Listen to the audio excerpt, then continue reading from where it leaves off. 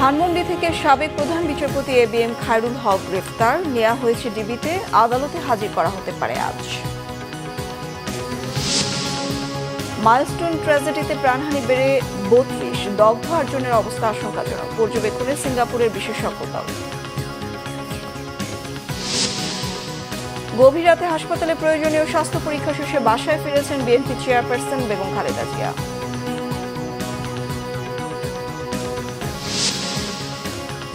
যথাযথ প্রক্রিয়া ছাড়াই শত শত মুসলিমকে অবৈধভাবে বাংলাদেশে পাঠাচ্ছে ভারত, হিউম্যান রাইটস ওয়াচের তথ্য।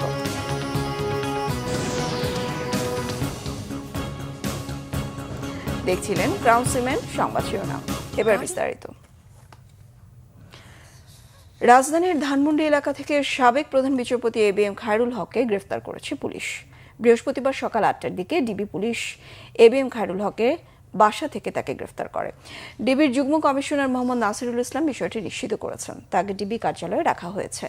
আজ আদালতে হাজির করে রিমান্ড চাইতে পারে পুলিশ। দেশের ১৯তম প্রধান বিচারপতি হিসেবে এবিএম খায়রুল হক শপথ নেন ২০১০ সালের ৩০ সেপ্টেম্বর। পরের বছর ১৭ মে ৬৭ বছর পূর্ণ হওয়ায় তিনি অবসর গ্রহণ করেন। ২০১১ সালে তত্ত্বাবধায়ক সরকার ব্যবস্থা বাতিলের রায় দেন তিনি। খায়রুল হকের বিরুদ্ধে এরই মধ্যে বেশ কয়েকটি মামলা রয়েছে। মামলায় তার বিরুদ্ধে সংবিধানের ত্রয়োদশ সংশোধনী বাতিলের রায় পরিবর্তন ও জালিয়াতির অভিযোগ আনা হয়। রাজধানীর উত্তরার মাইলস্টোন স্কুল অ্যান্ড কলেজে বিমান বিধ্বস্তের ঘটনায় প্রাণহানি বেড়ে দাঁড়িয়েছে ৩২ জনে। আশঙ্কাজনক অবস্থায় বার্ন ইনস্টিটিউটে ভর্তি রয়েছে ৮ জন। নতুন করে একজন ভর্তি আর হাসপাতাল থেকে রিলিজ দেওয়া হয়েছে ১৩ জনকে। আইসিইউতে চিকিৎসাধীন অবস্থায় নাফি নামের এক শিশু মঙ্গলবার রাতে মারা যায়। ৯ বছরের শিশুটির শরীরে ৯৫% পুড়ে গিয়েছিল বলে জানিয়েছেন চিকিৎসকরা। অগ্নিদগ্ধ হয়ে যারা হাসপাতালে ভর্তি আছেন তাদের মধ্যে ৮ জনের অবস্থা আশঙ্কাজনক। গতকাল হাসপাতালে চিকিৎসাধীনদের আপডেট তুলে ধরেন বার্ন ইনস্টিটিউটের পরিচালক ডাক্তার নাসির উদ্দিন। বলেন, হাসপাতালে ৪৪ জন ভর্তি আছেন। এর মধ্যে সিঙ্গাপুর জেনারেল হাসপাতালের একটি বিশেষজ্ঞ টিম যোগ দিয়েছেন। সমন্বিতভাবে তাদের চিকিৎসা দেওয়া হচ্ছে। এদিকে ভারতের একটি চিকিৎসক দলও ঢাকায় পৌঁছেছে। বিএনপি চেয়ারপারসন বেগম খালেদা জিয়া প্রয়োজনীয় স্বাস্থ্য পরীক্ষা শেষে বাসায় ফিরেছেন। বুধবার দিবাগত রাত ১টা ১৮ বেগম খালেদা জিয়া গুলশানের বাসভবন ফিরোজা থেকে এভারকেয়ার হাসপাতালের উদ্দেশ্যে রওনা হন। বিএনপি মিডিয়ার সেল থেকে জানানো হয়, নিয়মিত স্বাস্থ্য পরীক্ষা করাতে বিএনপি চেয়ারপারসনকে হাসপাতালে নেওয়া হয়। রাত ২টা ৫২ দিকে তিনি গুলশানের বাসভবনে পৌঁছান। চলতি বছরের ৮ জানুয়ারি উন্নত চিকিৎসার জন্য বেগম খালেদা জিয়াকে লন্ডন নিয়ে যাওয়া হয়। লন্ডন ক্লিনিকে টানা ১৭ দিন চিকিৎসার পর ২৫ জানুয়ারি তাকে ছেলে তারেক রহমানের বাসায় নিয়ে যাওয়া হয়। দীর্ঘ ৪ মাস পর গত ৬ মে লন্ডন থেকে বেগম খালেদা জিয়া দেশে ফেরেন। ৭৯ বছর বয়সী খালেদা জিয়া হৃদরোগ, লিভার, ফুসফুস, কিডনি, আর্থারাইটিস, ডায়াবেটিস সহ দীর্ঘদিন থেকে বিভিন্ন জটিলতায় ভুগছেন। ২০২৪ সালের আজকের দিনে কোটা সংস্কার আন্দোলনের প্ল্যাটফর্ম বৈষম্য বিরোধী ছাত্র আন্দোলনের ৩ সমন্বয়কারীকে ৫ দিন নিখোঁজের পর পাওয়া গেছে। রাজধানীর হাতিরঝিলে আসিফ মাহমুদ ও ধানমন্ডিতে আবু বকরকে চোখ বেঁধে ছেড়ে দেওয়া হয়। এদিনই ওবায়দুল কাদের দমভক্তি করেন। শেখ হাসিনা এবং তার কর্মীরা পালায় না। আন্দোলনের খবর যথাযথভাবে প্রকাশ না করতে চাপ দেওয়া হয় পত্রিকা সম্পাদকদের। বিদেশি গণমাধ্যমে বাংলাদেশ নিয়ে অসত্য তথ্য প্রচারের আজগুবি অভিযোগ তোলেন শেখ হাসিনা। ২৪ জুলাইয়ের ঘটনা তুলে ধরছেন এস এম ফয়েজ। ২০২৪ সালের ২৪ জুলাই কোটা আন্দোলন দমানোর এক পর্যায়ে অন্যায়ভাবে গণমাধ্যম নিয়ন্ত্রণে কঠোর চাপ প্রয়োগ করে সে সময়কার সরকার। এমনকি ছাত্র জনতার বিরুদ্ধে দলীয় নেতাকর্মীদের উস্কে দেয় শেখ হাসিনা। আন্দোলনের খবর যথাযথভাবে প্রকাশ না করতে সম্পাদকদের সংগঠন এডিটর্স গিল্ডের নেতাদের সাথে সেই সময় মত বিনিময় করেন দেশ থেকে পালিয়ে যাওয়া সাবেক প্রধানমন্ত্রী। সমস্ত বাংলাদেশ থেকে শিবির, জামাত এরা কিন্তু ঢুকে আসছে, সাথে সাথে ছাত্র দলেরও ক্যাডাররা কিন্তু সক্রিয় ছিল। কারণ যতগুলি ঘটনা ঘটছে এরাও কিন্তু সম্পৃক্ত। ব্যাপকভাবে প্রচার করতে হবে, জনমত সৃষ্টি করতে হবে। এখানে মানুষকে দোষ দিই না, মিথ্যাচারের হাত থেকে রক্ষা করা এবং মানুষ যেন সঠিক যে জানতে পারে সেইভাবে সংবাদগুলি পরিবেশন করা।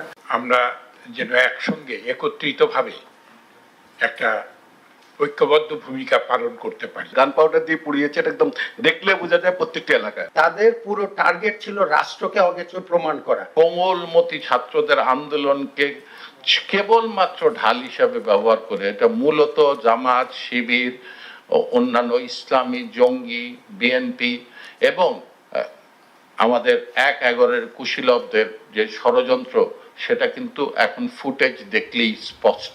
ছাত্র জনতাকে রুখতে আওয়ামী লীগ নীরব দর্শকের ভূমিকা পালন করবে না বলে হুঁশিয়ারি দেন ওবায়দুল কাদের। বিএনপি জামাত দমাতেও দেন হুঁশিয়ারি। শেখ হাসিনাও পালাবে না, তার কর্মীরাও পালাবে। প্রস্তুত থাকুন, সর্বত্র শেখ হাসিনাটাকে দুর্বৃত্ত দুর্গ গড়ে তুলুন। তৎকালীন স্বরাষ্ট্রমন্ত্রী আসাদুজ্জামান খান কামাল বলেছিলেন, দেশে অচলাবস্থার জন্য দায়ী বিএনপি জামাত। বিদেশি ও দেশবিরোধী ষড়যন্ত্র তত্ত্ব আবিষ্কার করেছিলেন সে সময়কার স্বরাষ্ট্রমন্ত্রী। আমাদের পুলিশ ফায়ার ওপেন করার পরে কয়জন ইন্তেকাল করছে আমাদের এই মুহূর্তে আমরা হিসাব দিতে পারবো না, কারণ দুষ্কৃতিকারীরা তাদের বেশিরভাগই মানে ডেড বডি নিয়ে গিয়েছে কিনা তাও আমরা জানি না। অতিকথক সাবেক পররাষ্ট্রমন্ত্রী হাসান মাহমুদ বলেছিলেন, রাষ্ট্রীয় স্থাপনায় নাশকতা এবং ক্ষয়ক্ষতি দেখে বিদেশি কূটনীতিকরা স্তম্ভিত। তারা স্তম্ভিত হয়ে গেছে, আমি নিজে স্তম্ভিত। বিদেশি বিভিন্ন জায়গায় গুজব ছড়ানো হচ্ছে এবং সেখানে স্বাধীনতা বিরোধী বিএনপি জামাত চক্র, জঙ্গি গোষ্ঠী, তারা অনেক জায়গায় সেখানকার পাকিস্তান কমিউনিটির সহায়তা নিয়েছে। তবে বিএনপির মহাসচিব মির্জা ফখরুল ইসলাম আলমগীর বলেছিলেন, জনগণকে বিভ্রান্ত করতেই হতাহতের ঘটনা আড়াল করে শুধু স্থাপনার ক্ষয়ক্ষতির দিকে নজর দিয়েছে সরকার। জনগণের দৃষ্টিকে ভিন্ন দিকে নিয়ে যাওয়া এবং একই সঙ্গে বিএনপিকে দায়ী করা, বিরোধী দলকে দায়ী করা। তো একটা জিনিস দেখবেন যে যখনই তারা কথা বলছে, তারা কিন্তু ওই কয়েকটা স্থাপনায় আপনার যে আক্রমণ হয়েছে, কিছু ধ্বংস হয়েছে, সেই কথাগুলোই বলছে। কিন্তু এই যে শত শত প্রাণ চলে গেল, সেই ব্যাপারে কিন্তু তারা কোনো কথা বলছে না। তখন ছাত্র জনতার আন্দোলন দমাতে কারফিউ দেয় সরকার। ৬ দিন পর কিছুটা শিথিল হলে রাস্তায় বাড়ে মানুষের চাপ, ব্যক্তিগত গাড়ি। এর বিপরীতে ছিল গণপরিবহন সংকট। অনির্দিষ্টকালের জন্য বন্ধ থাকে মেট্রো রেল, সীমিত পরিসরে চলে দূরপাল্লার বাস। তবে আতঙ্কে ছিলেন সাধারণ মানুষ। SM voice, Bangla vision, Dhaka. আন্তর্জাতিক প্রসঙ্গ। অবৈধ অভিবাসী দাবি করে সাম্প্রতিক সময়ে বিভিন্ন রাজ্য থেকে শত শত বাঙালি মুসলিমকে যথাযথ প্রক্রিয়া ছাড়াই আটক করে বাংলাদেশে পাঠিয়ে দিচ্ছে ভারত। বৃহস্পতিবার তথ্যটি জানিয়েছে আন্তর্জাতিক সংস্থা হিউম্যান রাইটস ওয়াচ। এদের অনেকেই বাংলাদেশ সীমান্তবর্তী রাজ্যগুলোর ভারতীয় নাগরিক বলেও জানায় সংস্থাটি। ভারত কর্তৃপক্ষের দাবি, কোনো বৈধ কাগজপত্র ছাড়াই তারা বাংলাদেশ থেকে ভারতে ঢুকে বাস করতে শুরু করেছে, যা ভারতের অভ্যন্তরীণ এবং আন্তর্জাতিক মানবাধিকারের মানদণ্ডের লঙ্ঘন করছে। চলতি বছরের মে মাস থেকে ভারতীয় রাজনৈতিক দল বিজেপি বাংলাভাষী মুসলিমদের বাংলাদেশে পুশিন অভিযান জোরদার করে। যথাযথ প্রক্রিয়া ছাড়া দেশ থেকে মানুষদের বিতাড়িত করা বৈষম্যকে আরও বাড়িয়ে তুলছে বলে মনে করে হিউম্যান রাইটস ওয়াচের এশিয়ান পরিচালক অ্যালেন পিয়ারসন।